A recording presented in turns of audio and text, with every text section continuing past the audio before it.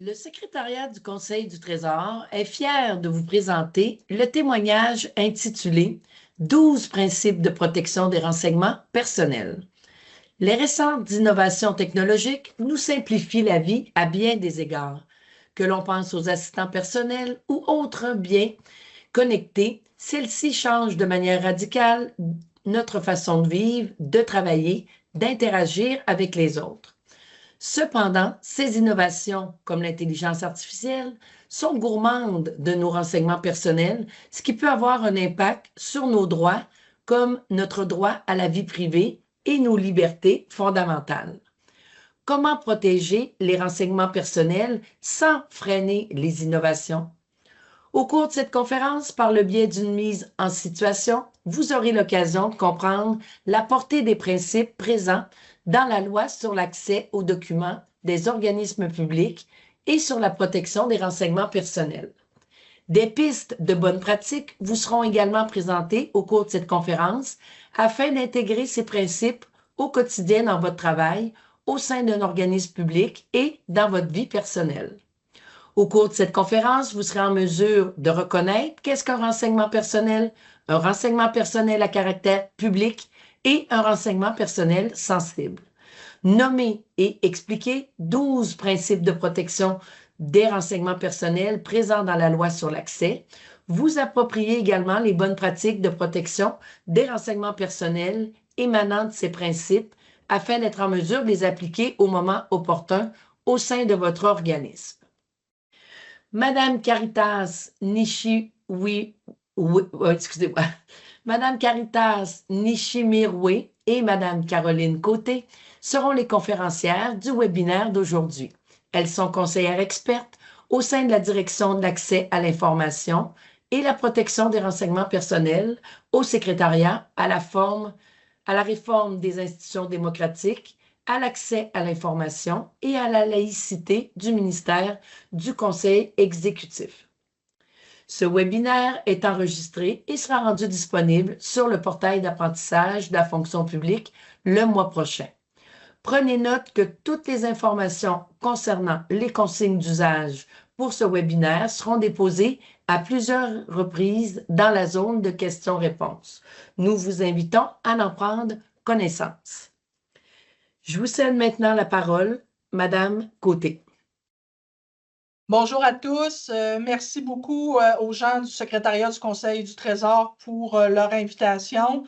Donc, avant de commencer, on va briser la glace. En fait, on a des questions pour vous. Là, vous voyez actuellement le code QR qui va vous permettre d'accéder aux questions. Donc, je vais vous laisser télécharger, si ce n'est pas déjà fait, là, le code QR pour pouvoir répondre aux questions.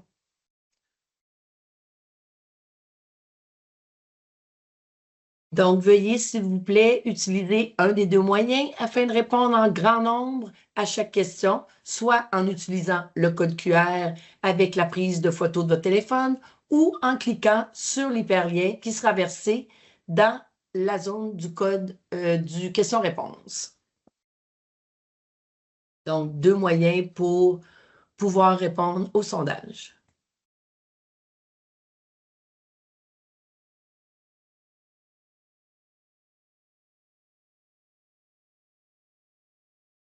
Donc, ça ne devrait pas être très long. Les questions par la suite vont apparaître à l'écran.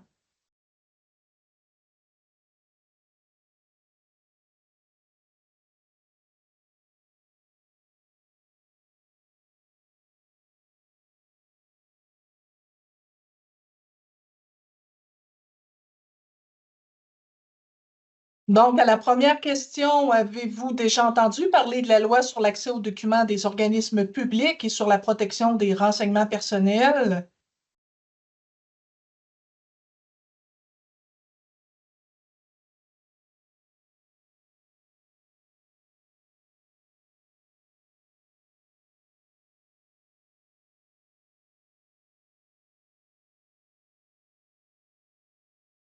Alors, à 94 %, vous connaissez de quoi on parle, de quelle loi on parle? Alors, on a des fins connaisseurs aujourd'hui dans la salle. On va passer maintenant à la deuxième question. Donc, utilisez-vous cette loi dans le cadre de votre travail.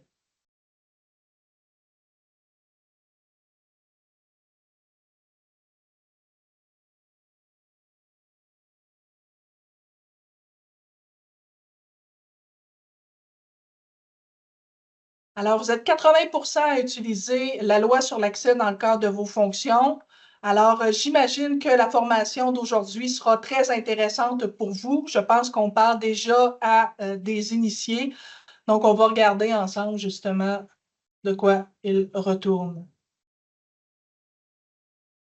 Ce ne sera pas très long. Le temps de vous partager mon écran.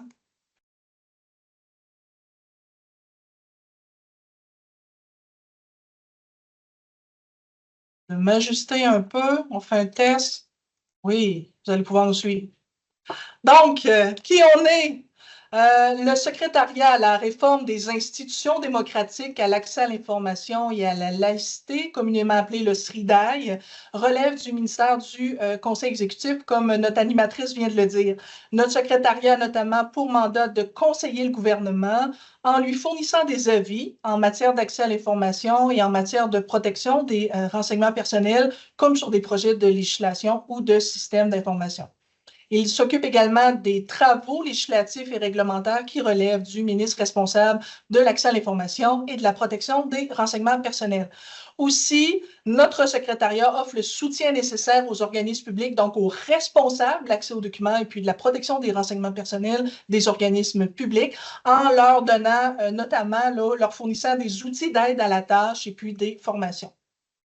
La loi sur l'accès, malgré que vous la connaissez, je vais quand même brièvement la présenter pour le faible pourcentage des gens qui ne la connaisseraient pas. Cette loi-là précise des modalités d'application de deux droits énoncés dans la Charte québécoise des droits et libertés de la personne, soit le droit à l'information et le droit à la protection de la vie privée. Donc, compte tenu de la nature fondamentale des droits que cette loi-là reconnaît, la loi sur l'accès, elle est prépondérante et de nature quasi constitutionnelle. Donc, ça veut dire quoi? Ça veut dire que les dispositions de la loi sur l'accès prévalent, sauf exception, sur celles de toute autre loi qui lui serait contraire. La loi sur l'accès garantit à toute personne un droit d'accès aux documents des organismes publics québécois et prévoit un ensemble de principes et de règles pour assurer la protection des renseignements personnels. Ces principes-là émanent notamment des lignes directrices de l'Organisation de coopération et de développement économique, l'OCDE, qui régit la protection de la vie privée et les flux transfrontières de données à caractère personnel. Ces lignes directrices-là prévoient des principes qui sont pris en compte dans plusieurs législations en matière de protection des renseignements personnels, dont la législation québécoise. D'autres principes ont aussi été ajoutés à la loi sur l'accès par la loi 25 adoptée en 2021, qui a apporté des modifications significatives au régime de protection des renseignements personnels. Donc, on pense entre autres à l'ajout des principes de responsabilité et de protection de la vie privée dès la conception, puis je vais vous en parler un petit peu plus tard tout à l'heure. Qui est assujetti à la loi sur l'accès? C'est tous les organismes publics détenant des renseignements personnels, donc peu importe leur taille, sont assujettis à la loi sur l'accès. On compte notamment les ministères, les organismes gouvernementaux, les municipalités et puis les organismes qui en relèvent, comme les communautés métropolitaines, des municipalités régionales de comté. Les organismes scolaires sont également assujettis, comme les centres de services scolaires, les cégeps, les universités et les établissements de santé et de services sociaux. La loi sur l'accès s'applique aussi aux ordres professionnels dans la mesure prévue dans le Code des professions, donc en ce qui concerne les documents qui sont détenus dans le cadre du contrôle de l'exercice de la profession. Il y a certaines exclusions, par exemple, les tribunaux judiciaires sont exclus de la portée de la loi sur l'accès, mais je ne rentrerai pas dans les exceptions aujourd'hui. Donc, comme nous le disait tout à l'heure notre animatrice, le webinaire d'aujourd'hui, c'est une formation de base qui s'adresse à tous les employés de l'État. Au terme de la formation, vous allez être en mesure de reconnaître ce qu'est un renseignement personnel sensible et un renseignement personnel à caractère public. Vous allez être capable à la fin de nommer et puis d'expliquer les principes de protection des renseignements personnels généralement reconnus dans les lois, puis de reconnaître les bonnes pratiques là, en cette matière-là. Donc, aujourd'hui, on va voir évidemment, c'est une formation de base, qu'est-ce qu'un renseignement personnel, puis ensuite, on va voir les principaux principes de protection des renseignements personnels, puis à la fin, on va voir si vous avez assimilé les notions qu'on vous a présentées par le biais d'un jeu questionnaire. Donc, qu'est-ce qu'un renseignement personnel? Un renseignement personnel concerne une personne physique et permet directement ou indirectement son identification. Donc, pour être qualifié de personnel, un renseignement doit avoir rapport avec une personne physique, une personne de chair et d'os, pas une entreprise, doit faire connaître quelque chose sur cette personne-là et doit être susceptible de la distinguer par rapport à une autre ou de reconnaître sa nature. Donc, parfois, un seul renseignement personnel permet d'identifier une personne comme son nom, son numéro d'assurance sociale ou ses empreintes digitales. On parle alors de renseignements d'identification direct.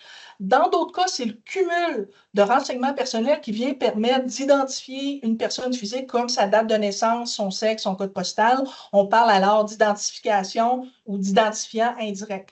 Donc, en effet, les éléments pris un à la fois, une date de naissance ou tout ça, ne constituent pas des renseignements personnels protégés, mais si on les cumule ensemble, on peut finir par identifier une personne. Par exemple, si je vous dis le 16 mars 1961, ça ne vous révèle rien de particulier. Mais si je vous dis qu'il s'agit d'une dame qui est née le 16 mars 1961, qui habite au bout de la rue des Cypresses à Québec, puis qui conduit une berline rouge, il y a certaines personnes qui pourraient peut-être reconnaître leur voisine Lise. Donc, voyez-vous, vous êtes cumul séparément de savoir que c'est une dame ou que c'est une conductrice de berline rouge, ça ne nous dit rien, mais si on cumule ensemble les renseignements, ça devient des renseignements personnels parce qu'ils permettent d'identifier une personne. On peut regrouper les renseignements personnels en différentes catégories. Donc, pour vous aider à les reconnaître, je vais vous présenter différentes catégories. Il y a les renseignements sur les caractéristiques physiques d'une personne, comme votre sexe, votre genre. Si vous avez un signe distinctif physique comme un tatouage, il y a des renseignements également d'identification comme votre numéro d'assurance maladie, votre numéro d'assurance sociale ou de permis de conduire. Il y a des renseignements également de localisation et de contact, comme votre adresse physique, votre adresse IP, vos coordonnées GPS. Il y a des renseignements également d'activités sur Internet qui sont recueillis au moins de témoins puis d'autres technologies de suivi qui, par exemple, vont permettre de connaître vos préférences, vos habitudes de consommation. Il y a également des renseignements relatifs à la formation scolaire, comme vos résultats scolaires, vos diplômes et tout ça. Il y a des renseignements relatifs à votre situation sociale, par exemple votre état civil, êtes-vous marié, divorcé, célibataire, ou le fait que vous receviez, par exemple, des prestations d'assurance chômage. Il y a des renseignements aussi relatifs à l'emploi, comme votre évaluation du rendement. Donc, certains renseignements personnels peuvent être à caractère public, comme votre nom, à titre de membre là, du personnel d'un organisme public, votre adresse de courrier électronique au travail, et puis l'échelle de traitement qui est rattachée à votre classification, c'est des renseignements à caractère public. Donc, les renseignements qui sont à caractère public ne sont pas, eux, soumis aux règles de protection des renseignements personnels. Il faut cependant qu'une loi les définisse comme tels. Donc, il faut vraiment dans une loi qu'on vienne voir tel renseignement sont à caractère public. C'est important de comprendre, par contre, que la loi prévoit qu'un organisme pourrait refuser des renseignements à caractère public en tout ou en partie ou permettre juste une consultation sur place si le responsable de l'accès aux documents puis de la protection des renseignements personnels a des doutes ou des motifs raisonnables de croire que les renseignements personnels vont être utilisés à des fins illégitimes. Par exemple, la sollicitation du personnel de l'administration publique. Là. Il y a d'autres renseignements, d'autres types qui sont dits de nature sensible puis qui peuvent bénéficier de protection supplémentaire. C'est le cas notamment de vos renseignements génétiques ou biométriques, comme votre ADN, vos empreintes digitales, la forme de votre visage. On va souvent entendre parler de reconnaissance faciale. Vos renseignements médicaux ou de santé aussi sont des renseignements personnels, de même que votre orientation sexuelle, vos convictions religieuses ou politiques, vos origines ethniques ou raciales, puis même certains renseignements financiers peuvent être des renseignements personnels sensibles. En raison du fait que ces renseignements-là suscitent un haut degré d'attente raisonnable en matière de vie privée, parce que vous pourriez être victime de vol d'identité, de fraude financière, puis en raison des risques plus grands qu'ils suscitent pour une personne en raison de leur nature ou du contexte de l'utilisation, il est important que les renseignements personnels dits sensibles, tous ceux qui sont dans la catégorie orange là, de la diapositive, soient identifiés en vue de mettre en place des mesures de protection nécessaires là, prévues par la loi. Évidemment, les renseignements personnels sont confidentiels, sauf dans les cas prévus par la loi, et ils doivent être protégés là, conformément aux lois applicables. Pourquoi? protéger les renseignements personnels. Bien, si vos renseignements personnels sont volés, vous pourriez évidemment être victime de vol d'identité, de fraude financière ou de discrimination. Par exemple, pour avoir l'emploi que vous convoitez en raison de vos opinions politiques ou de votre orientation sexuelle. L'exploitation aussi de vos renseignements personnels issus, par exemple, du profilage peut aussi mener à influencer vos comportements, comme l'illustrent les phénomènes de la publicité ciblée ou du micro-ciblage politique. Ça vous arrive-tu des fois, le matin, vous cherchez un bien de consommation, puis l'après-midi, vous allez dans vos médias sociaux, et puis on vous pousse à peu près le même genre de produit que vous avez cherché. À ce moment-là, on parle de publicité ciblée, on vous incite à acheter des trucs, mais quand on parle de micro-ciblage politique, ça peut vouloir dire aussi qu'on vous incite à voter pour un candidat, puis ça aussi, ça peut avoir des incidences là, sur nos institutions démocratiques. Il y a aussi l'exploitation de vos renseignements personnels issus d'objets connectés, comme une montre, par exemple, ou générés par l'intelligence artificielle pourraient compromettre vos droits. Donc, les algorithmes, la machine en dessous de l'intelligence artificielle, elle peut comporter des biais qui pourraient entraîner des discriminations qui sont fondées sur le sexe, sur la couleur de la peau, sur l'origine socio-économique. Donc, c'est pour ça, d'ailleurs, que la Commission d'accès à l'information du Québec considère que les renseignements qui sont générés à l'aide de l'intelligence artificielle ou des renseignements qui sont inférés, c'est-à-dire qu'on a des renseignements, mais on en crée d'autres, comme des prédictions, par exemple, au sujet de la dangerosité des personnes, le risque, par exemple, qu'un jeune décroche du système scolaire. Donc, tout ça, les renseignements générés par l'intelligence artificielle inférée, la Commission considère que c'est des renseignements personnels assujettis aux lois applicables. Comment on les protège maintenant, les renseignements personnels? Pourquoi vivre les effets que je viens de vous nommer? Ben, en appliquant certaines règles, puis des principes généralement reconnus dans les lois. On va voir maintenant avec ma collègue Caritas les 6 premiers principes là, de protection des renseignements personnels. Donc, excusez. Donc, bonjour. Comme Caroline vient de le dire, notre conférence va porter sur les principes de protection généralement reconnus dans les lois sur la protection des renseignements personnels, c'est-à-dire que nous allons vous présenter les fondements sur lesquels doivent se baser les organismes publics, les entreprises, lorsqu'ils collectent les renseignements personnels, lorsqu'ils les utilisent ou lorsqu'ils les conservent. Donc, donnez-moi une seconde, j'ai un petit problème technique. Je vais régler ça. Voilà, merci. Donc, on va commencer par le premier principe. Le premier principe, c'est la détermination des fins de la collecte.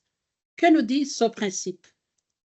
Les fins auxquelles les renseignements personnels sont recueillis doivent être déterminées par l'organisme public avant la collecte. Autrement dit, l'organisme public doit savoir les raisons pour lesquelles il a besoin de collecter les renseignements personnels. Et ces raisons doivent être déterminées de façon claire. On va comprendre le principe à travers un petit exemple. Supposons un organisme public qui gère le programme de subvention locative, c'est une invention, souhaite collecter les renseignements personnels pour la mise en application de ce programme. Cet organisme ne peut pas juste dire aux personnes auprès de qui il collecte les renseignements personnels que ces renseignements serviront à la mise en application du programme de subvention locative, parce que cela ne veut pas dire grand-chose. Il s'agit juste d'une finalité globale. Par contre, cet organisme public qui souhaite recueillir des renseignements personnels pourrait déterminer de façon détaillée pourquoi chaque renseignement est collecté. Exemple, je pourrais collecter un renseignement personnel pour voir l'éligibilité des citoyens à ce programme. Exemple, c'est quoi le revenu familial de la personne, c'est quoi son adresse, son adresse de résidence, c'est quoi son âge, etc. Je pourrais aussi collecter d'autres renseignements pour déterminer le montant de la subvention. Ainsi, je pourrais demander à la personne de me donner son statut matrimonial, le nombre d'enfants à charge, etc. Et lorsque viendra le moment de déposer le montant de subvention, ben, je vais demander à la personne de me donner le numéro de compte bancaire.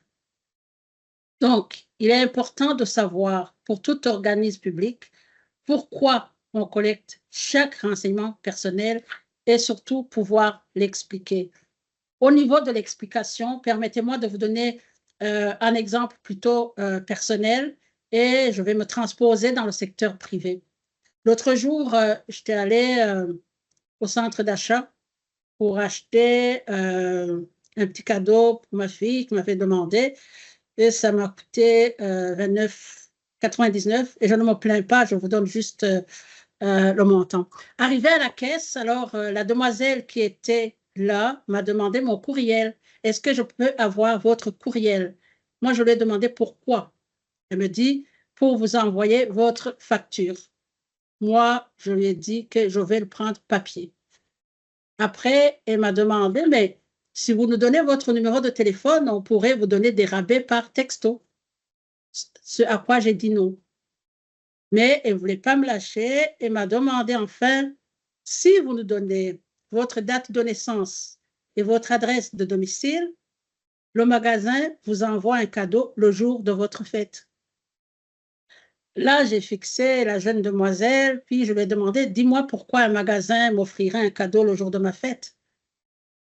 Donc, c'est sûr que la jeune fille était partie à rire, mais moi, ça m'avait déjà énervé peut-être beaucoup plus pour les 30 $ que je venais de dépenser. Ce que je vais vous dire par là, c'est juste faites attention lorsque vous collectez les renseignements personnels, mais faites autant quand vous donnez vos renseignements personnels, demandez pourquoi. Voilà pour le premier principe, Caroline. Je vais aller sur le deuxième principe.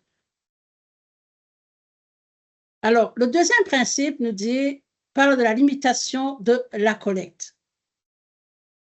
Ici, il faut passer le test de nécessité. Donc, tout ce que je collecte est nécessaire pour l'objectif qu'un organisme public vise. Est-ce que l'objectif poursuivi est légitime, important et réel? Deuxième, l'atteinte à la vie privée est proportionnelle à l'objectif. La collecte est rationnellement liée à l'objectif. L'atteinte au droit à la vie privée est minimisée. La collecte est nettement plus utile à l'organisme que préjudiciable à la personne concernée. Regardez, on va juste concrétiser ce principe à travers deux exemples. On va mieux le comprendre.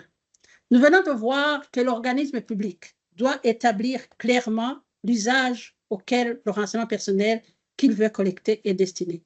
Sous le principe de la limitation de la collecte, l'organisme doit s'assurer, en premier, que l'objectif visé par la collecte fait partie de ses attributions ou à la mise en œuvre d'un programme dont il a la gestion. Autrement dit, est-ce que l'objectif poursuivi est légitime, important et réel? Vous vous demandez, comment savoir si l'objectif poursuivi est légitime, important et réel? Il y a une seule façon de le savoir, il faut aller dans les lois qui ont mis en place les organismes publics et s'assurer que l'objectif visé fait partie de ces mandats. Je vous donne un petit exemple qui date d'il y a 30 ans, mais qui vaudrait aussi la peine d'être cité aujourd'hui. Donc, je vous dis qu'il y a 30 ans, la Commission des écoles catholiques de Montréal exigeait des enseignants de l'éducation aux adultes, sous peine de résiliation de leur contrat de travail, des renseignements sur leurs antécédents familiaux et personnels. On voulait en connaître sur leur santé mentale, sur les problèmes menstruels, des problèmes gynécologiques, les caries dentaires, les habitudes de vie, tabac, alcool, etc. Et ces renseignements étaient recueillis à l'aide d'un formulaire rempli par les employés et signé par le médecin. Pour les commissions des écoles, l'objectif était d'évaluer et de diminuer les risques d'absentéisme reliés à la maladie et par conséquent les sommes allouées à l'assurance salaire. Quand la commission d'accès à l'information est allée faire enquête, la première question qu'elle s'est posée, c'était de savoir est-ce que l'évaluation des risques d'absentéisme des enseignants fait partie des attributions de la commission des écoles catholiques. Donc, est-ce que l'objectif visé est légitime, réel, important? Elle a conclu que non, expliquant que cette mission d'évaluation incombe plus au ministère de l'Éducation. Donc, la collecte de tous ces renseignements que les écoles, la commission des écoles collectait, comment dirais-je, n'était pas légale, on va dire ça comme ça. Vous voyez alors que même si a priori, un renseignement peut s'avérer nécessaire à une fin particulière, si l'usage que prévoit un organisme public ne fait pas partie de ses mandats ou de ses attributions ou d'un programme dont il a la gestion, la collecte n'est pas autorisée. Voilà pour la première étape de ce principe. Mais sous ce même principe, si l'organisme public conclut que l'objectif poursuivi est légitime, important et réel, il faut ensuite qu'il se demande si l'atteinte à la vie privée est proportionnelle à l'objectif visé. Donc, il doit s'assurer qu'il n'existe pas d'autres moyens d'atteindre les mêmes objectifs d'une façon qui porte moins atteinte à la vie privée. Encore une fois, illustrons ça par un exemple. Une bibliothèque qui voudrait émettre des cartes de bibliothèque pour les prêts des livres, les entrées et les sorties, donc pour la gestion des livres, on va prendre pour acquis que l'objectif de la gestion des livres fait partie des mandats d'une bibliothèque. Maintenant, la question, quels sont les renseignements que la bibliothèque voudra collecter pour émettre cette carte?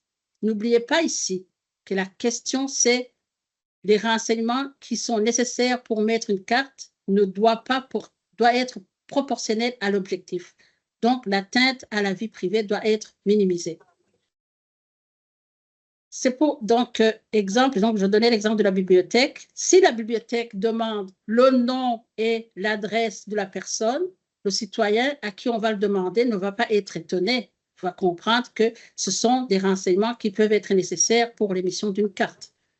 Par contre, si avant d'émettre une carte, on te demande si tu es célibataire ou marié, là, le citoyen va commencer à sentir qu'on entre dans son intimité pour juste émettre une carte de bibliothèque et ça va commencer à le questionner.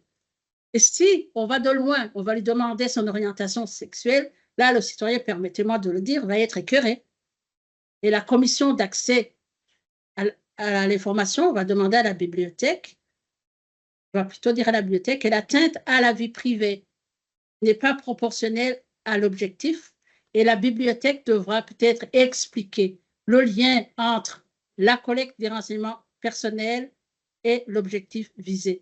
À quoi cela sert de connaître la vie matrimoniale ou l'orientation sexuelle pour l'émission d'une carte de bibliothèque? Voilà pour le deuxième principe. Je pense que c'est un principe quand même important, puis qui nécessite 2 étapes d'analyse. J'espère que vous l'avez compris, sinon on y reviendra. Troisième principe, consentement. Le consentement, c'est une notion dont on entend parler souvent dans les médias ou peu importe sur d'autres sujets que la protection des renseignements personnels. Mais je dois vous dire que c'est une notion très importante en matière de protection des renseignements personnels. La loi déclare confidentiels tous les renseignements personnels détenus par les organismes publics et interdit à ces organismes de divulguer ces renseignements, sauf si la personne concernée donne son consentement ou si la loi prévoit une exception à cette diffusion.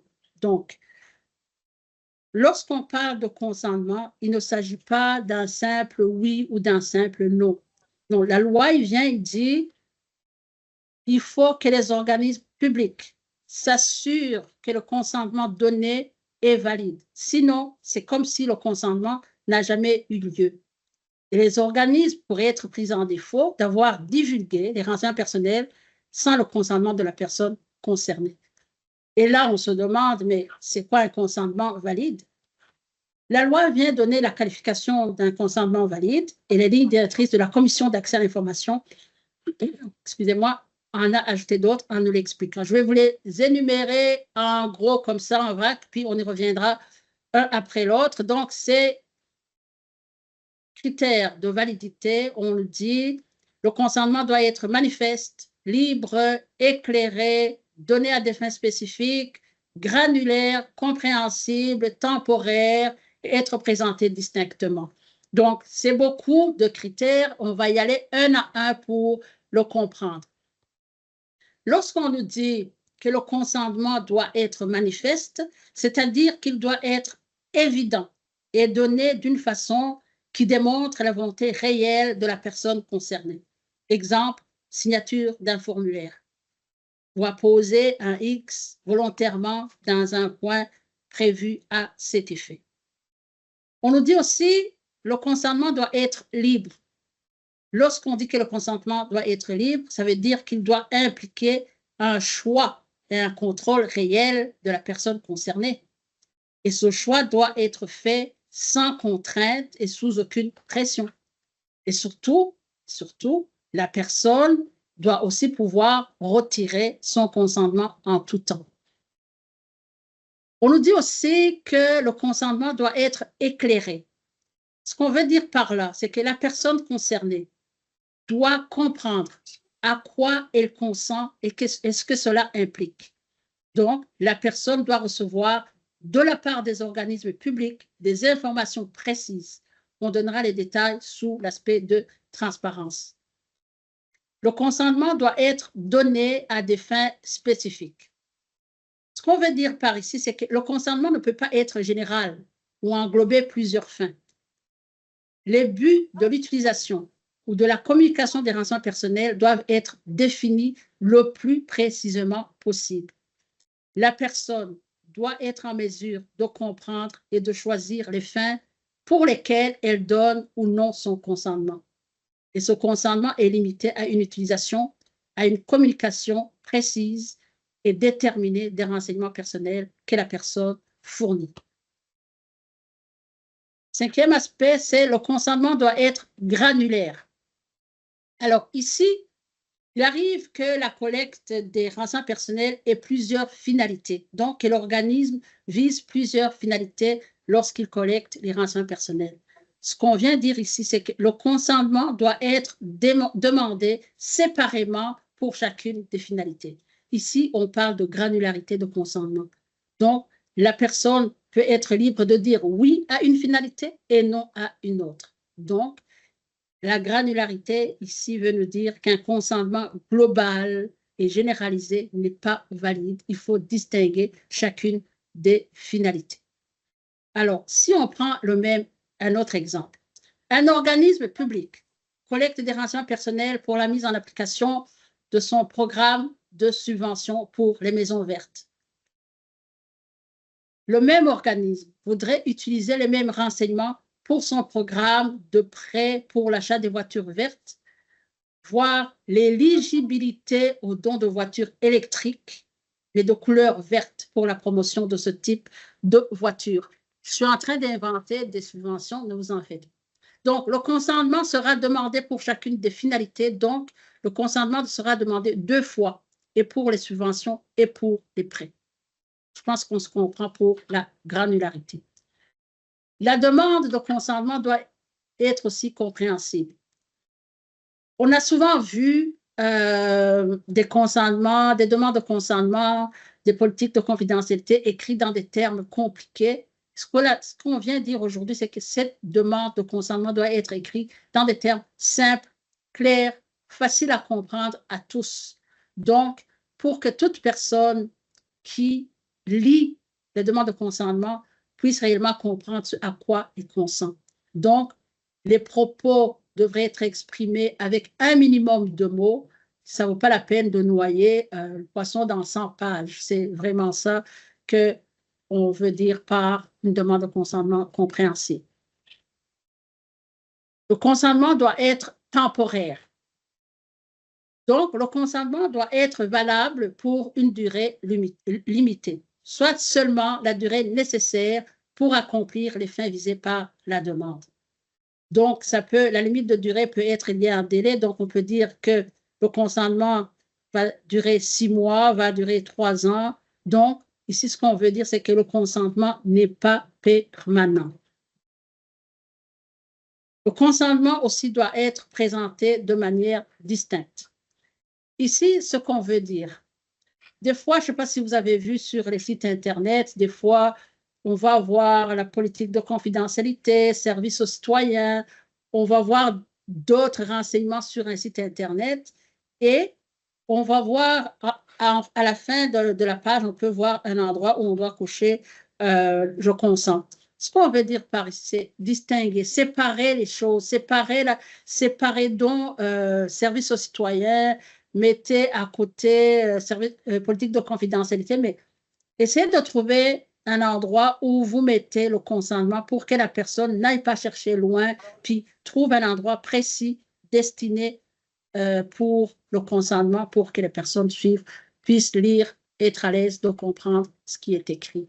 Voilà pour le consentement. Donc, c'est beaucoup de, je dirais, beaucoup de caractéristiques pour la validité d'un renseignement, d'un consentement, mais en même temps, vous comprendrez que l'important, c'est que les personnes comprennent, que ça soit visible et que ça soit plutôt séparé par d'autres documents qui sont sur les sites Internet. On va parler du quatrième principe. Le quatrième principe, c'est la transparence. Donc, la loi insiste pour dire que les citoyens doivent savoir pourquoi on collecte leurs renseignements, qu'est-ce qu'on en fait, où est-ce qu'on les conserve, quand est-ce qu'on va les détruire, puis comment on va les détruire. Donc, ici, je vais vous donner quelques orientations là sur quels sont les renseignements qu'on devrait donner aux citoyens. Donc, lorsqu'on collecte les renseignements personnels, les organismes publics devraient dire aux citoyens les fins, pourquoi on collecte. C'est quoi le caractère obligatoire ou facultatif de la collecte? Les droits des citoyens. Donc, leur dire que on collecte vos renseignements, mais vous avez le droit d'accès à vos renseignements. Vous avez le droit de rectifier. Vous pouvez leur dire qui va avoir accès à leurs renseignements et où est-ce qu'on va les conserver. Est-ce qu'il y a moyen qu'on va les communiquer à l'extérieur du Québec? Tout ça, les citoyens auprès de qui vous collectez les renseignements personnels doivent en être informés. Maintenant, il arrive qu'on collecte les renseignements personnels via un moyen technologique. Et dans ce cas-là aussi, on va rédiger une politique de confidentialité et à chaque fois, on va modifier cette politique, on va renseigner aussi les citoyens. Cette politique de confidentialité va comprendre tous les éléments que je viens de vous énumérer en haut. Donc, le pourquoi on collecte, à qui on communique, comment on conserve, comment on va détruire. Alors, arrive aussi notre façon de collecter les renseignements par les technologies d'identification, de localisation ou de profilage. Lorsque vous utilisez ce type de technologie, il faut que les citoyens sachent que vous recourez à ces technologies et que les moyens, et vous leur donnez les moyens pour activer les fonctions d'identification, de localisation ou d'effectuer un profilage. Lorsqu'on arrive à ce thème ici, j'aime plus donner l'exemple du secteur privé. Lorsqu'on va acheter nos téléphones, vous savez, il y a des fonctions d'identification, de localisation qui sont dans le téléphone. Lorsqu'on les achète, toutes ces fonctions-là doivent être fermées. Alors, c'est l'acheteur qui va décider si oui ou non il veut ouvrir sa localisation et la donner à quelqu'un d'autre. Donc, c'est pour vous dire qu'on dit qu'on recourt à cette technologie, mais tous ces moyens-là doivent être fermés. C'est à la personne qui achète qui va ouvrir ces fonctions qui permet de le localiser, par exemple. Voilà pour, pas la transparence, voilà pour les technologies. Là, je vais terminer sur un autre aspect. Voyez-vous, avec l'avènement, l'arrivée de l'intelligence artificielle, il arrive que dans les organisations, des décisions sont prises par des machines sans l'intervention de l'humain. Alors, ce que la loi vient nous dire aujourd'hui, lorsque une décision est prise de façon automatisée, donc sans aucune intervention humaine. Il faut que les citoyens pour qui on prend les décisions soient avisés. Il faut également leur donner l'occasion de demander une révision pour que cette même décision soit révisée par un humain. Je donne un exemple, encore une fois, pour qu'on se comprenne. Supposons que l'éligibilité aux prêts et bourses soit faite de façon automatisée. Je ne dis pas que c'est ça, comprenez-moi bien, j'imagine, je donne juste un exemple comme ça, fictif. Donc, la demande des prêts et bourses, l'éligibilité est faite par les machines. Donc, les étudiants qui appliquent pour les prêts et bourses devraient être avisés que la décision à l'éligibilité est faite de façon automatisée. Si un étudiant se sent lésé, il devrait pouvoir accéder à une révision par un humain. Donc, voilà. Donc, on avise, on permet aux gens de venir demander une révision par un humain au lieu d'une révision par les machines. J'en arrive au 5e principe, qui est la limitation de l'utilisation et de la communication. Ici, je vais juste vous dire que les renseignements personnels ne doivent pas être utilisés ou communiqués à des fins autres que celles auxquelles ils ont été recueillis, à moins que la personne n'y consente ou que la loi le permette. J'en arrêterai là et j'irai 6e principe en parlant de la limitation de la conservation. Un organisme public doit conserver les renseignements personnels uniquement pour la durée nécessaire pour accomplir les fins déterminées, sous réserve des règles prévues dans son calendrier de conservation. Ici, je vais juste attirer votre attention. Lorsque les renseignements personnels que vous collectez ne sont plus nécessaires, il faut les détruire. Bien entendu, selon le calendrier de conservation de votre organisme. Sinon, ramasser les informations, les conserver dans les filières, sur les ordinateurs, un jour ou l'autre, finira par causer un incident de confidentialité et les citoyens vont devenir méfiants et l'organisme en question fera la manchette des journaux et longtemps. Vous vous souvenez l'affaire de 2019. Je ne vous dis pas de quelle entreprise il s'agit, mais je vois déjà que vous savez de qui je parle, de quoi je parle. 5 ans plus tard, on en parle encore. Et 5 ans plus tard, il verse encore des indemnités. Donc, à bon entendeur, salut. Je passe la parole à Caroline.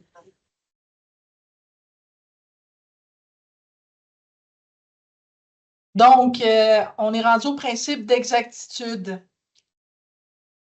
La loi sur l'accès prévoit que les renseignements personnels détenus par les organismes publics doivent être de qualité, c'est-à-dire exacts, complets et à jour pour servir aux fins pour lesquelles ils ont été recueillis. Donc, le principe permet notamment d'éviter que des renseignements personnels erronés ou obsolètes soient utilisés pour rendre des décisions qui seraient tout aussi erronées ou obsolètes. Donc, c'est notamment pour ça que la loi donne le droit aux personnes de demander la rectification de leurs renseignements personnels s'ils les estiment, dans le fond, inexacts. Le principe d'exactitude est essentiel tant pour les organismes publics que pour les individus, pour garantir le respect de leurs droits, puis pour assurer aussi une saine gestion des renseignements personnels. Principe de sécurité. La loi sur l'accès oblige votre organisme à prendre des mesures de sécurité pour assurer la protection des renseignements personnels tout au long de leur cycle de vie, c'est-à-dire à partir du moment qu'ils sont collectés, créés ou inférés, mais aussi au moment où ils sont utilisés, communiqués, conservés et détruits. Donc, il y a des mesures à prendre tout au long du cycle de vie des renseignements personnels.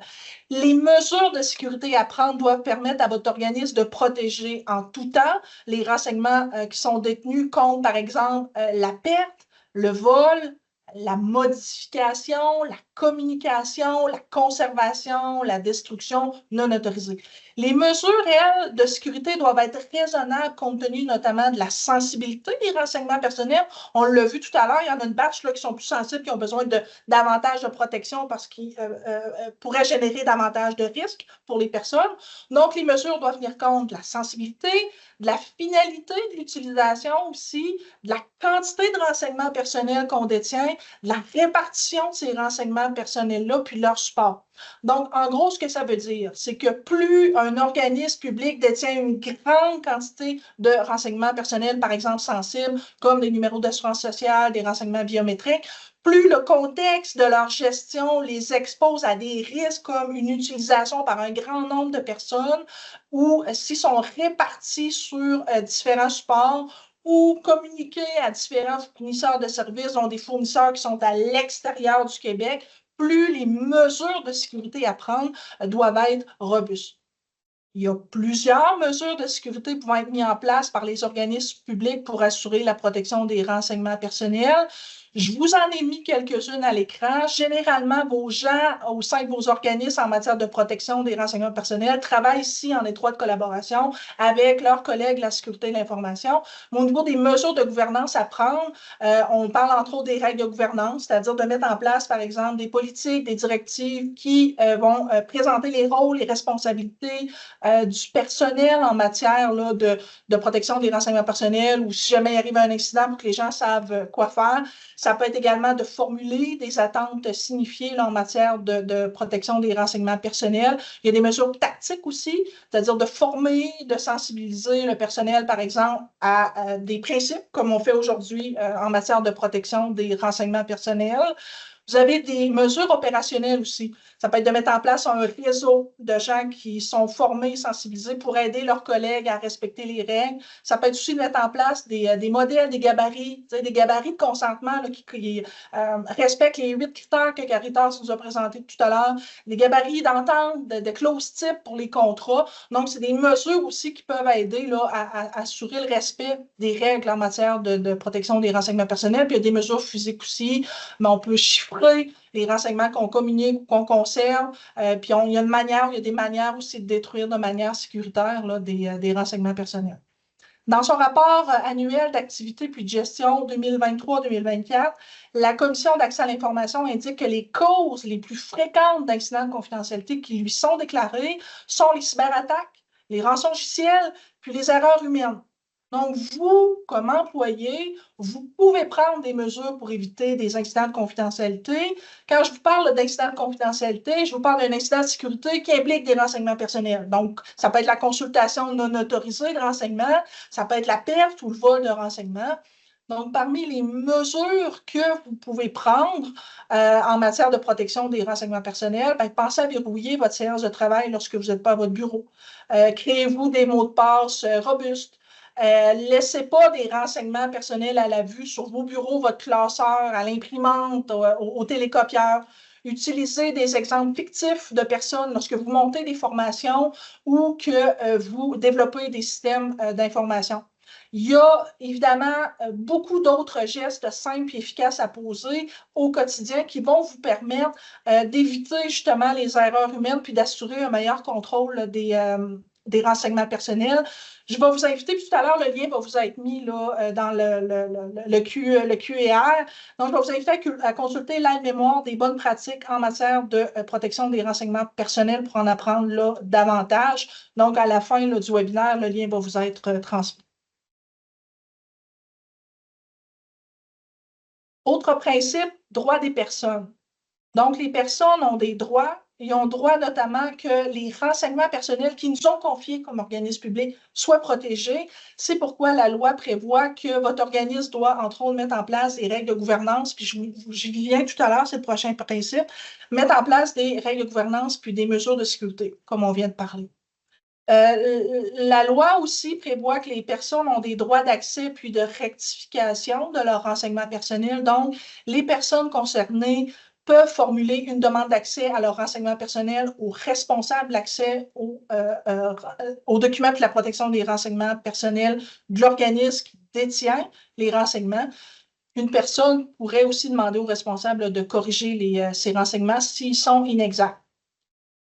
Une demande d'accès ou de rectification des renseignements personnels doit toujours être formulée par écrit. C'est une distinction à faire avec les demandes d'accès à des documents administratifs.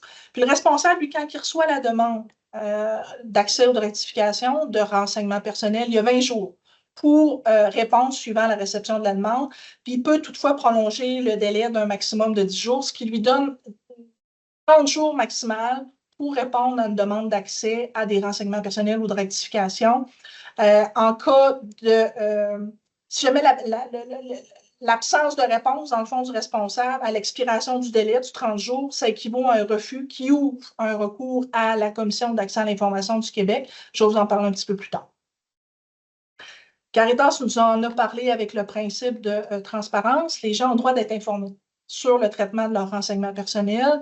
Donc, pour qu'elles soient en mesure de prendre des consentements éclairés, des décisions éclairées, puis des actions quant à ces renseignements-là et d'exercer leurs droits. Je ne reviendrai pas sur les éléments de transparence, Caritas nous en a parlé, mais sachez que le droit d'être informé, c'est un droit également des personnes.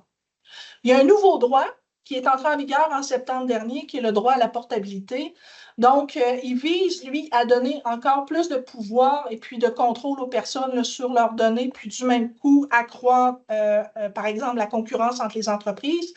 Le droit à la portabilité, dans le fond, il permet à toute personne d'obtenir communication dans un format technologiquement structuré puis couramment utilisé, des renseignements personnels qui sont informatisés, donc les renseignements qu'une personne pourrait avoir fournis à un organisme public, par exemple là, lors de la prestation électronique, d'une prestation électronique de service. Une personne peut demander l'accès à ces renseignements pour son propre usage, là, dans le but notamment de les conserver sur un espace de stockage privé ou encore là, de les communiquer à un tiers de son choix. Donc, en effet, à la demande de la personne concernée, les renseignements personnels peuvent être communiqués à toute personne ou tout organisme autorisé par la loi à les recueillir. La notion de renseignement personnel informatisé vise les renseignements personnels que la personne a fournis directement à un organisme public, comme ceux qu'elle aurait déposés, là, par exemple, dans son dossier électronique. Ça vise également les renseignements personnels qui sont recueillis indirectement auprès de la personne. Par exemple, si ceux-ci sont générés là, par son activité, comme on pense entre autres à un historique de livres empruntés, à des achats ou à des déplacements. Il faut comprendre, par contre, que le droit à la portabilité est limité aux renseignements personnels informatisés qui ont été recueillis auprès d'une personne. Donc, les renseignements personnels recueillis en format papier ne sont pas visés par le droit à la portabilité. Comme je le disais tout à l'heure, si les droits des personnes ne sont pas respectés en matière de protection des renseignements personnels, ces personnes-là ont des recours. Donc, la Commission d'accès à l'information du Québec, c'est l'organisme qui est chargé de surveiller l'application de la loi sur l'accès. Donc, si une personne estime que ses droits ne sont pas respectés, elle peut formuler une demande de révision en lien, par exemple, à une demande d'accès, de rectification de renseignements personnels ou de portabilité là, de renseignements. La personne pourra aussi porter plainte auprès de la Commission, par exemple, pour une mauvaise gestion des renseignements personnels. Donc, la Commission, elle, pourrait procéder à une inspection ou à une enquête sur les pratiques de votre organisme en matière de protection des renseignements personnels. Prochain principe. J'en parlais tout à l'heure, le principe de responsabilité a été ajouté à la loi sur l'accès par la loi 25. Donc, il implique que votre organisme est responsable de veiller à la protection des renseignements personnels qu'il détient, que leur conservation soit assurée par cet organisme-là ou par un tiers. Donc, le principe de responsabilité, dans le fond, il correspond principalement à deux obligations pour votre organisme, d'adopter des règles de gouvernance en matière de protection des renseignements personnels, puis de pouvoir démontrer qu'il protège efficacement les renseignements personnels dont il est responsable là, conformément à la loi. Donc, qu'est-ce que ça veut dire, adopter des règles de gouvernance à l'égard des renseignements personnels? Je vais très, très brièvement. Là. Dans le fond, la loi sur l'accès oblige votre organisme à établir puis à publier sur son site Internet les règles qui encadrent sa gouvernance à l'égard du traitement qu'il fait des renseignements personnels, c'est-à-dire qu'est-ce qu'il fait en matière de collecte, en matière d'utilisation, de communication, de conservation, de destruction, etc. Donc, le principe exige notamment de votre organisme qu'il adopte des règles aussi sur la gestion des renseignements personnels. Donc, par exemple, sur les incidents de confidentialité, sur le traitement des plaintes, par exemple, en matière de protection des renseignements personnels. Encore une fois, je vous le disais tout à l'heure, les règles de gouvernance, ça peut être des politiques, des directives qui définissent les rôles et les responsabilités là, des membres du personnel en matière de protection des renseignements personnels, les règles et les processus là, à respecter en cette matière-là. Comment on rend compte? Votre organisme aussi doit être en mesure de rendre compte ou de démontrer qu'il protège efficacement les renseignements personnels qu'il détient. Qu'est-ce que ça veut dire? Bien, ça veut dire que votre organisme doit produire une documentation exhaustive et complète qui décrit l'ensemble des mesures qu'il applique en matière de protection des renseignements personnels. Ça peut vouloir dire aussi de produire les documents nécessaires démontrant que votre organisme respecte les règles en matière de protection des renseignements personnels. Donc, ça peut être de conserver la lettre de désignation de son responsable de l'accès aux documents et puis la protection des renseignements personnels, de conserver, par exemple, les contrats qui impliquent la communication de renseignements personnels. C'est la tenue de registre aussi, parce qu'il y a des communications sans consentement aussi qui sont possibles. Donc, tenir les registres, ça peut être aussi de conserver les rapports des évaluations des facteurs relatifs à la vie privée qui ont été réalisés. Je vais vous en parler un petit peu plus tard. Dernier principe, mon préféré, le principe de la protection de la vie privée dès la conception a été ajouté, dans le fond, dans la loi sur l'accès par la loi 25. Ce principe-là, qui vient un peu faire une synthèse de ce qu'on a vu tout à l'heure, repose sur 7 sous-principes sous-jacents que je vais vous résumer très brièvement, qui exigent, entre autres, des organismes publics de respecter la vie privée de l'utilisateur, c'est-à-dire de mettre la personne au centre, au premier plan dans le développement, par exemple, d'un système d'information. On l'a vu tout à l'heure avec Caritas. À titre d'exemple, ce que ça peut vouloir dire, c'est de faire en sorte que la collecte de renseignements personnels soit minimale et se limite à ce qui est vraiment nécessaire. Deuxième sous-principe de la protection de la vie privée dès la conception ou du privacy by design en anglais, on l'entend souvent comme ça. Ce principe-là vise également à ce qu'on respecte la vie privée des personnes au niveau de la conception, par exemple, d'un système d'information. Qu'est-ce que ça peut vouloir dire? Ça se traduit, dans le fond, par le fait de consulter dès le début, puis tout le long du projet, par exemple, le comité sur l'accès à l'information et la protection des renseignements personnels. Ça peut vouloir dire aussi de sensibiliser, puis de former aussi ces personnes-là, par exemple, aux principes qu'on est en train de regarder aujourd'hui en matière de protection des renseignements personnels. Respecter la vie privée des personnes au niveau de la conception, ça signifie aussi prévoir l'exercice du droit d'accès. Donc, les renseignements sont dans un système, mais comment on va être capable de les extraire si une personne se prévaut de son droit d'accès? Ça peut vouloir dire aussi d'être capable de donner effet au droit de rectification. Donc, si on est en train de se magasiner une technologie, mais qu'on ne peut pas détruire ou rectifier les renseignements personnels qui sont inscrits dans ce système-là, on a un problème au niveau du respect du droit de rectification. Un peu la même chose aussi, il faut être capable dans ce système-là de donner cours au droit à la portabilité qu'on vient de voir tout à l'heure. Donc, l'idée dans tout ça, c'est de s'assurer, de permettre à toute personne d'exercer, dans le fond, un contrôle sur l'utilisation et la circulation de ces renseignements personnels. La protection de la vie privée dès la conception englobe aussi, des fois les gens vont le dire de deux manières, ils vont parler de privacy by design, privacy by default, mais la protection de la vie privée dès la conception, à mon avis, l'englobe, ce respect-là de la vie privée par défaut, puis comme, dans le fond, ce que son titre veut dire, c'est que ça prévoit de protéger par défaut les renseignements personnels dans n'importe quel système informatique ou pratique des organismes publics.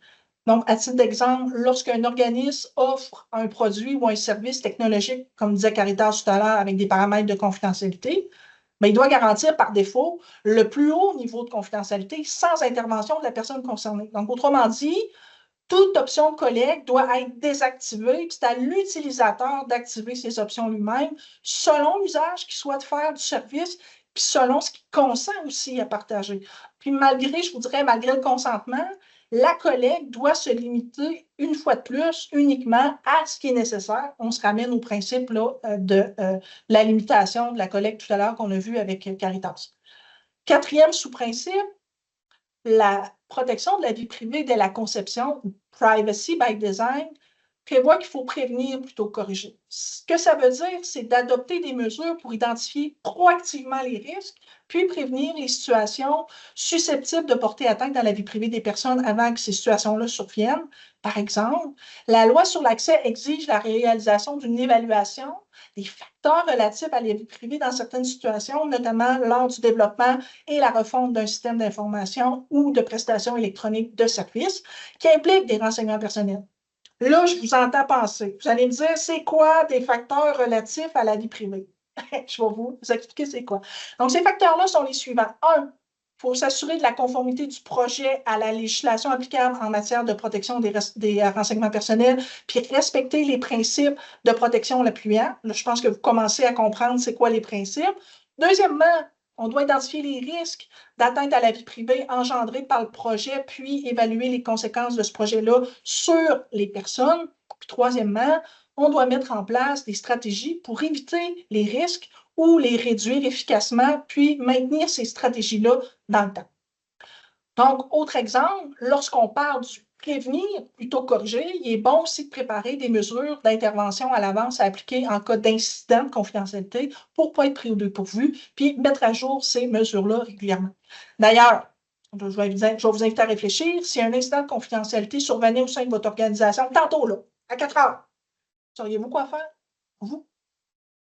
Donc, sous principe encore de la protection de la vie privée dès la conception, il prévoit la sécurité de bout en bout, c'est-à-dire de déployer des mesures qui vont assurer la protection des renseignements personnels tout au long du cycle de vie, tout au long du système d'information. Sixièmement, le Privacy by Design nous demande de considérer que la protection des renseignements personnels, c'est une somme positive au lieu d'être une somme nulle, c'est-à-dire que la protection des renseignements personnels, c'est dans l'intérêt de votre organisme et elle repose dans le fond sur des objectifs qui sont légitimes puis profitables à tous. Donc, le principe de protection de la vie privée dès la conception permet de s'assurer que les renseignements personnels, je le répète encore, vont être protégés à chacune des étapes du cycle de vie du renseignement personnel ou du système d'information. En agissant comme ça, en amont d'un projet, les risques éventuels et les lacunes vont être décelés rapidement. Puis, si on attend d'être trop avancé dans le projet avant de procéder à une évaluation des risques, bien, les correctifs à apporter le cas échéant pourraient nécessiter des ressources humaines et financières importantes. Puis, dans le pire des cas, ça pourrait causer des retards importants, puis voire même l'annulation du projet. Donc, un incident de confidentialité, on le sait, c'est vite arrivé, puis il peut avoir un impact négatif là, sur l'image de votre organisme et sur la confiance du public à son égard. Donc, c'est pour ça que ce sixième sous-principe-là vient dire que, regardez, la protection des renseignements personnels, dans le fond, c'est plus positif que négatif. Enfin, la protection de la vie privée dès la conception ou Privacy by Design prévoit la transparence. Je ne reviendrai pas sur les informations qu'on doit donner à la personne, mais c'est simplement de comprendre qu'une personne, les renseignements personnels qu'on collecte là, sur les citoyens ou même les renseignements qu'on se fait collecter sur nous appartiennent. C'est les renseignements des citoyens, c'est nos renseignements. Donc, on doit être en mesure de savoir qui communique nos renseignements, pourquoi les renseignements vont être communiqués, comment les renseignements vont être traités, communiqués, conservés, détruits, tout ça, parce qu'on a des droits que je vous disais tout à l'heure, droit d'accès, droit de rectification, droit à la portabilité. Donc, c'est important d'être transparent. Puis, à plus forte raison, avec les systèmes de traitement automatisé, on l'a vu tout à l'heure, il peut y avoir derrière les algorithmes des biais fondés sur le sexe, la couleur de la peau, le milieu socio-économique d'où on provient. Donc, c'est important que les gens sachent que une décision administrative est basée, par exemple, sur un traitement exclusivement automatisé, que la personne a droit de faire réviser cette décision-là par un humain. Mais là, je pense que Caritas et moi, on a assez parlé. On va maintenant voir si vous avez assimilé les notions qu'on vous a présentées, parce que c'est l'heure du quiz. Êtes-vous allumé?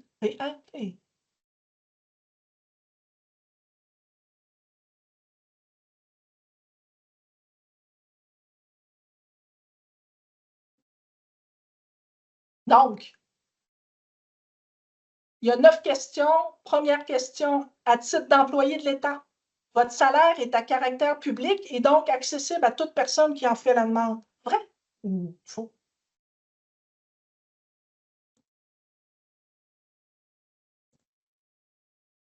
On vous rappelle que vous pouvez utiliser le lien dans la zone QR pour vous connecter à la plateforme Mooclap, là, donc pour répondre aux questions. Je vois qu'il y a déjà une trentaine de personnes qui ont répondu à la première question, là. Merci de votre participation.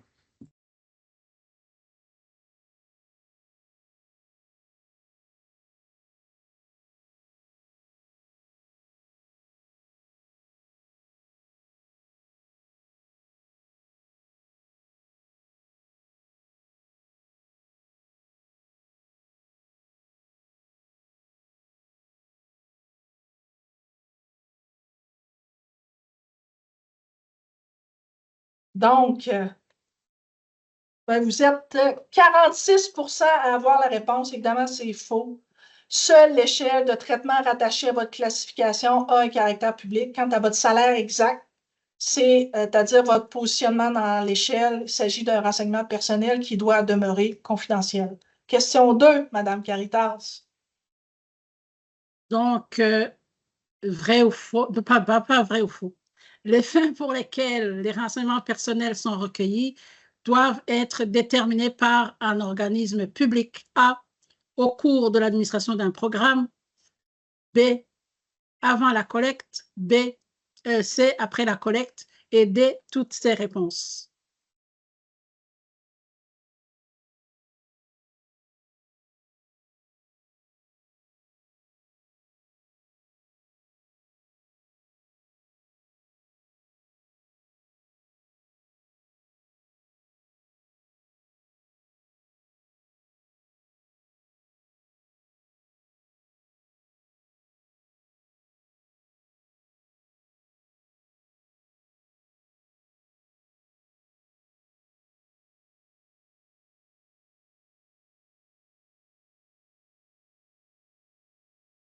Donc, la réponse est B, avant la collecte. Donc, les fins pour lesquelles les renseignements personnels sont recueillis doivent être déterminés de façon claire par un organisme public avant la collecte.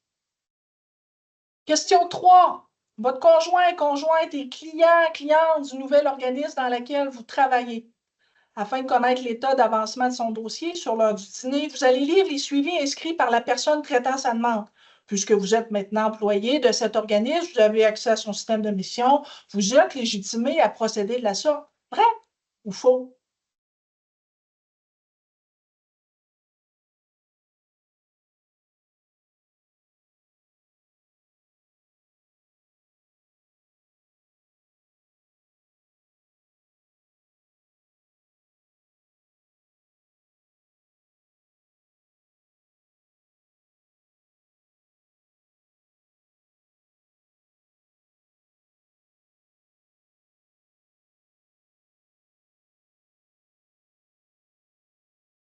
Et que vous êtes bon, 100%. À titre d'employé de l'État, les renseignements personnels, évidemment, qui sont accessibles sont seulement ceux qui sont nécessaires à l'exercice de vos fonctions. Donc, dans ce cas-ci, dans le cas du dossier du conjoint, ça ne vous est pas accessible parce qu'évidemment, ce n'est pas lié là, à vos attributions ou à vos fonctions. Question 4, Madame Ishimeroué. Donc, vrai ou faux, le numéro d'assurance sociale d'une personne devrait toujours être utilisé pour identifier un client.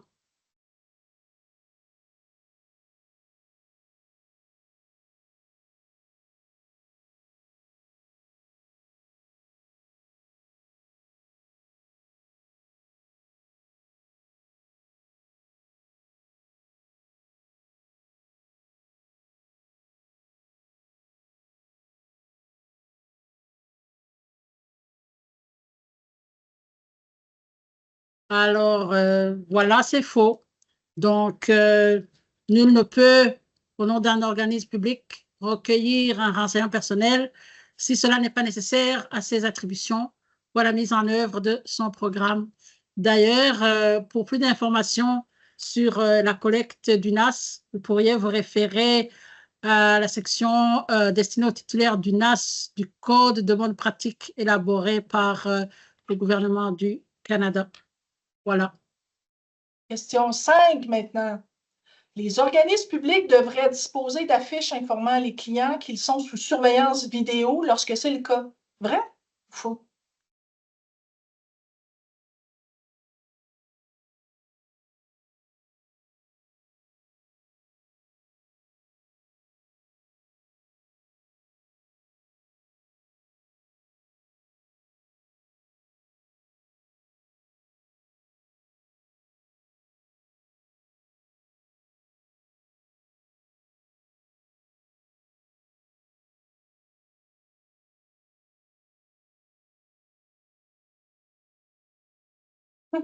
Vous êtes vraiment bon. Bon, je pense qu'on va aller vous chercher là, puis venir travailler avec nous autres. Donc, la réponse, évidemment, c'est vrai.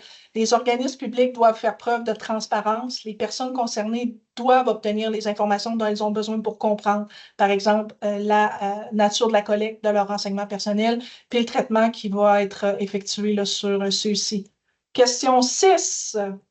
Donc, durant combien de temps devriez-vous conserver les courriels contenant des renseignements personnels vous étant transmis? 2 ans, 5 ans, selon la durée nécessaire à l'accomplissement des fins prévues ou la durée indiquée dans le calendrier de conservation de votre organisation.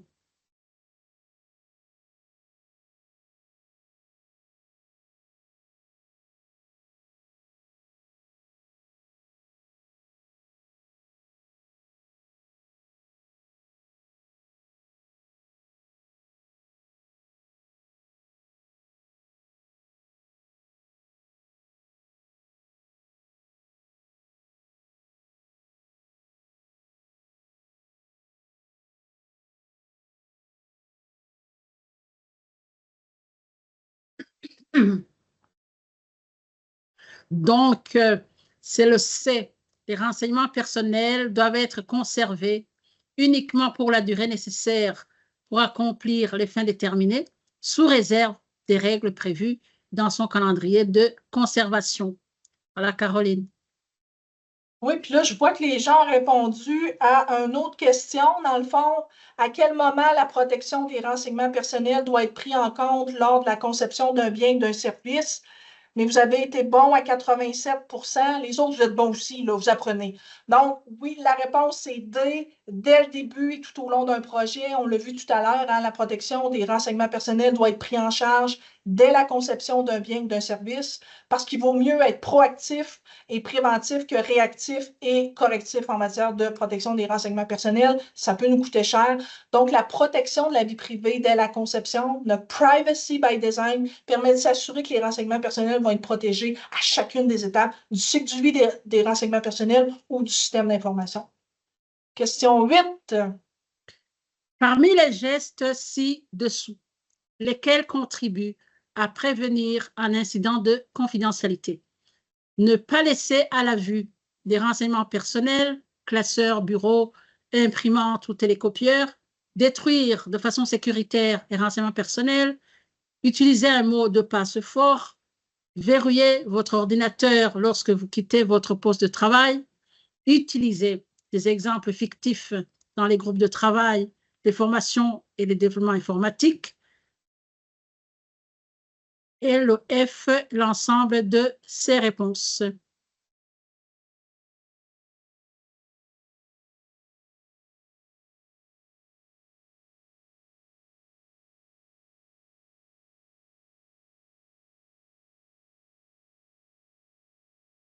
C'est bon. Donc, la réponse, c'est F. Si les autorités, les organismes publics et l'équipe responsable de la protection des renseignements personnels doivent mettre en place des règles de gouvernance et des mesures de sécurité propres à protéger les renseignements personnels. Donc, vous êtes aussi responsable d'assurer la protection des renseignements personnels. Les gestes énumérés donc ci-dessous peuvent contribuer à prévenir un incident de confidentialité. 9e et dernière question. Lâchez pas, gang. Les notes inscrites au dossier d'une personne, par exemple par un préposé au service à la clientèle, sont accessibles à cette personne si elle en fait la demande. Vrai ou faux?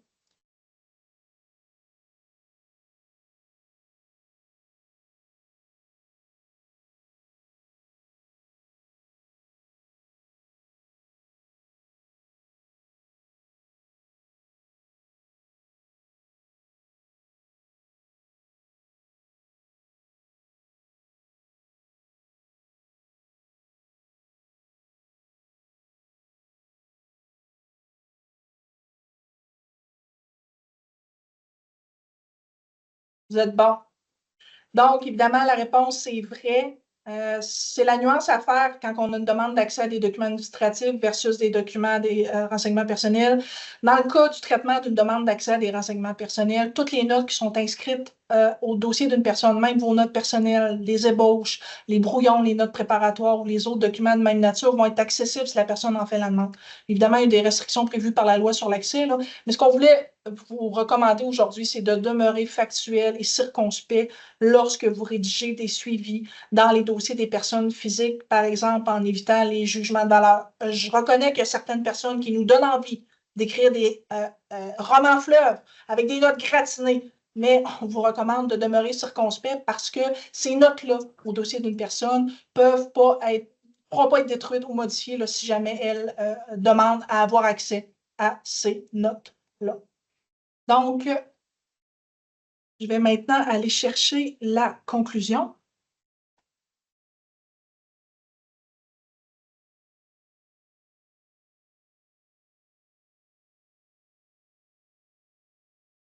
Voilà. Donc, on l'a vu, on bénéficie des récentes innovations technologiques, les objets connectés, l'intelligence artificielle. Puis l'idée ici, dans le webinaire d'aujourd'hui, ce n'est pas de freiner les innovations, mais de protéger les personnes. Donc, comment on peut protéger les gens sans freiner les innovations, notamment en respectant des principes qui prévoient que votre organisme public doit déterminer les fins auxquelles les renseignements personnels sont recueillis avant la collecte. Donc, savoir pourquoi on les collecte, puis à quoi ils vont servir. On doit également limiter la collecte de renseignements personnels à ce qui est nécessaire, c'est-à-dire avoir un objectif de collecte, on l'a vu tout à l'heure avec Caritas, légitime, important, réel, en fonction des attributions de l'organisme, puis faire en sorte que l'atteinte à la vie privée soit proportionnelle à cet objectif-là. On doit s'assurer également d'obtenir un consentement valide des personnes concernées, à moins d'exceptions prévues par la loi. On doit aussi faire preuve de transparence auprès des personnes concernées, notamment au moment de la collecte de leurs renseignements personnels, pour les informer de qui collecte, pourquoi la collecte est faite, comment la collecte va s'effectuer, puis d'informer les personnes, entre autres, de leurs droits. On doit limiter aussi l'utilisation et puis la communication de renseignements personnels. On doit s'assurer aussi que les renseignements personnels vont être conservés uniquement pour la durée nécessaire pour accomplir les fins déterminées par l'organisme, sous réserve évidemment des règles prévues dans son calendrier de conservation. On doit s'assurer aussi que les renseignements personnels conservés soient exacts, complets et à jour pour servir aux fins pour lesquelles ils ont été recueillis ou utilisés. On doit prendre aussi des mesures de sécurité pour assurer la protection des renseignements personnels qui sont collectés, utilisés, communiqués, conservés, détruits. On doit aussi permettre aux personnes d'exercer leurs droits. On le voyait tout à l'heure, droit d'accès, droit de rectification, droit à la portabilité, droit d'être informé.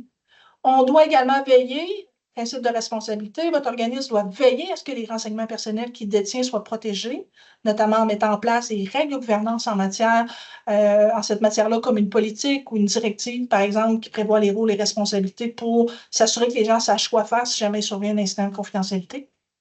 Et on doit assurer, enfin, la protection des renseignements personnels dès la conception, par défaut, par exemple, lors de la conception d'un bien ou d'un service.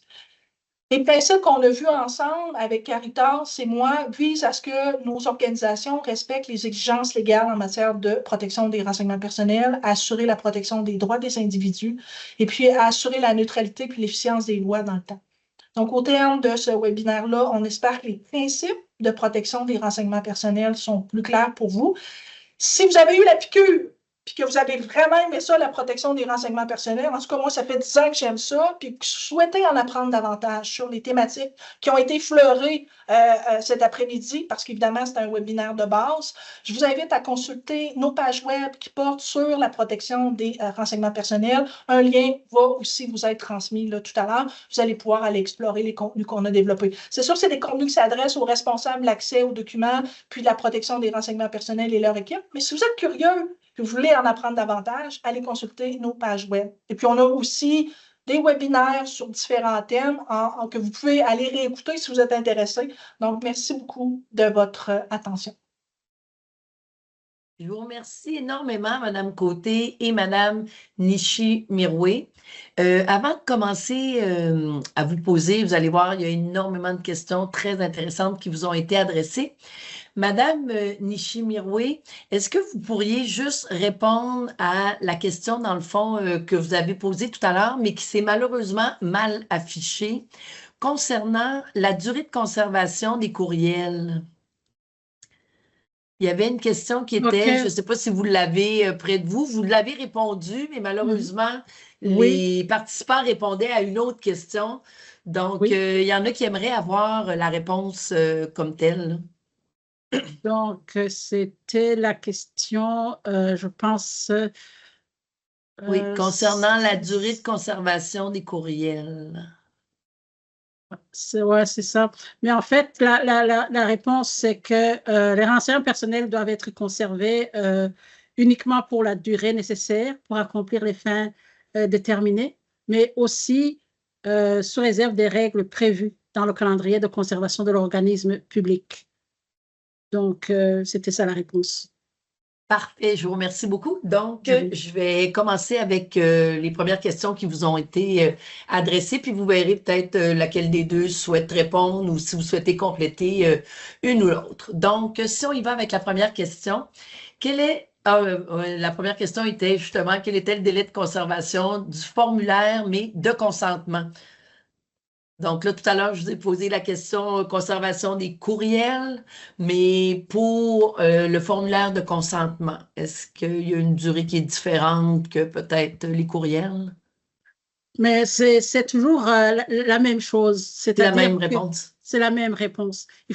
Moi, j'inviterais les responsables de l'accès de PRP ou les autres employés aussi à travailler en connivence avec le personnel de la gestion documentaire qui pourrait les renseigner sur les délais de conservation de leur organisme. Voilà. Merci beaucoup. Prochaine question. Est-ce qu'il y a une balise sur les modes de collecte, par exemple collecte de formulaires, et mode de transmission ou réception, par exemple des courriels ou télécopies? Donc, est-ce qu'il y a une balise sur ces modes de collecte? Ben, lorsqu'on parle de balise, je ne comprends pas beaucoup la question. Par contre, ce que je peux dire que qu'on collecte via un formulaire ou qu'on collecte via, il y a toujours ces obligations-là d'informer, de sécuriser. Puis lorsqu'on parle de transmission et réception, il y a aussi faire attention lorsqu'on transmet un document qui comprend les renseignements personnels via télécopieur, via un courriel, parce qu'il y a des risques d'interception. Je ne sais pas vraiment si la question est basée là-dessus, parce qu'on parle de balises. Je ne comprends pas très bien. Parfait. Des fois, ça peut arriver que si la participant est encore présent, des fois, vont peut-être nous apporter une petite précision, puis on pourra au pire vous la transmettre un peu plus tard. Exact. Tout à fait. Merci quand même pour la réponse. Donc, prochaine question. Je vous transmets quand même lorsque les personnes, étant donné que vous ne voyez pas votre auditoire, il y a des gens qui vous mentionnent. Merci beaucoup pour cette belle présentation sur la PRP, donc en préambule de la question. Merci. Comment faire concrètement avec des entreprises de vente en ligne et toutes les applications utilisées quand elles sont basées dans un autre pays que le Canada?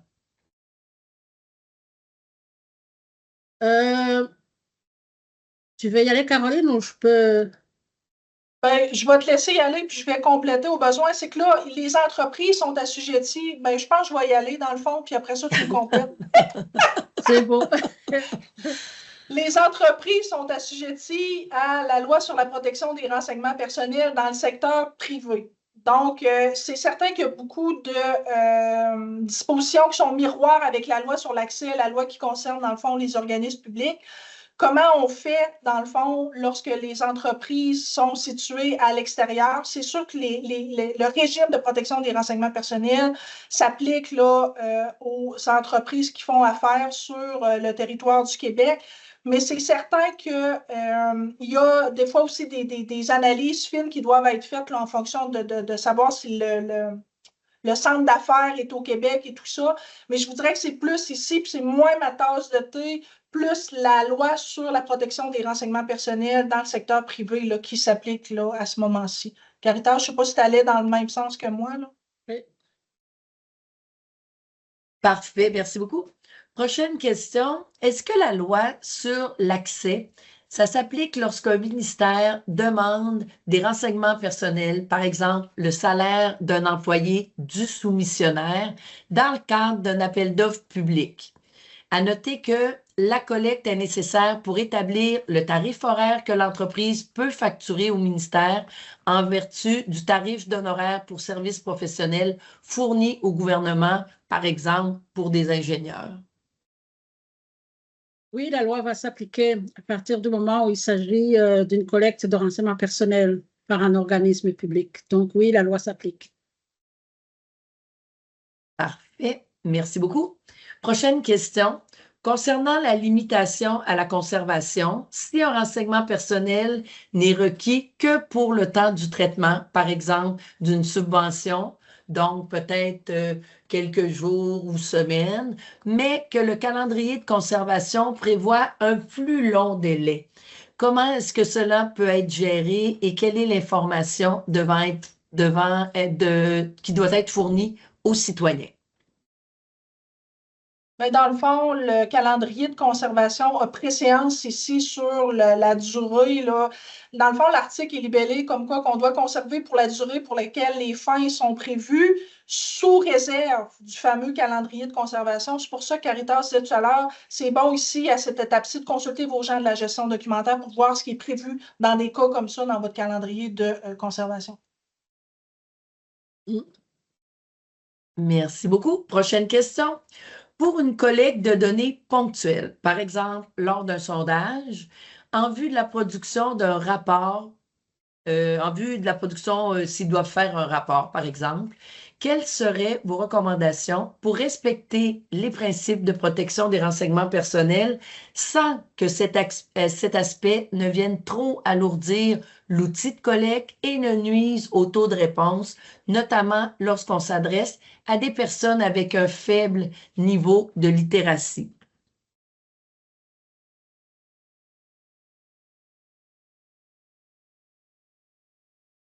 Pourriez-vous juste répéter cette question pour que je Oui. comprenne? On est dans un cadre de sondage? Oui, c'est ça. Donc, pour une collecte de données ponctuelles, donc par exemple ça. lors d'un sondage, en vue de la production d'un rapport, Un rapport, oui. quelles seraient vos recommandations pour respecter les principes de protection de renseignements personnels sans que cet aspect ne vienne trop alourdir l'outil de collecte et ne nuise au taux de réponse, notamment lorsqu'on s'adresse à des personnes qui ont un faible niveau de littératie? Tout à fait. Moi, j'aurais tendance à référer la personne aux documents en lien avec le sondage. J'oublie, Caroline, je ne sais pas si tu as le titre du document. Ben, dans le fond, c'est qu'il y a des nouvelles règles de gouvernance en matière de sondage. Et puis ça, c'est un beau cas qui nécessiterait de l'analyse pour avoir une belle réponse complète. Nous, on répond aux responsables de l'accès aux documents et puis de la protection des renseignements personnels des organismes publics. Donc, si vous êtes un responsable, vous pourriez nous écrire votre question parce qu'on a du service conseil. Donc, c'est une analyse qui demande réflexion, puis je ne veux pas vous répondre n'importe quoi. Il y a des nouvelles règles en matière de sondage, il y a un ancien document qui existe. Donc, ce serait si vous êtes responsable de l'accès aux documents ou de la protection des renseignements personnels, puis faites partie de son équipe, je vais vous inviter à faire une demande à notre service conseil. Si ce n'est pas le cas, je vais vous inviter à référer à votre responsable de l'accès aux documents puis la protection des renseignements personnels. Puis si jamais lui ne le sait pas, il pourra nous écrire à ce moment-là.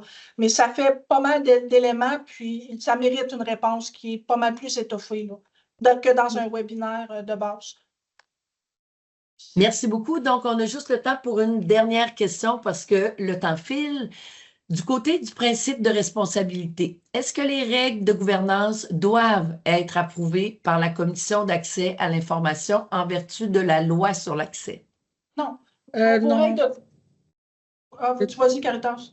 Oui, non, les règles de gouvernance ne doivent pas être approuvées par la Commission. Par contre, les règles de gouvernance devront être approuvées par le comité d'accès et la protection des renseignements personnels de l'organisme public. Voilà.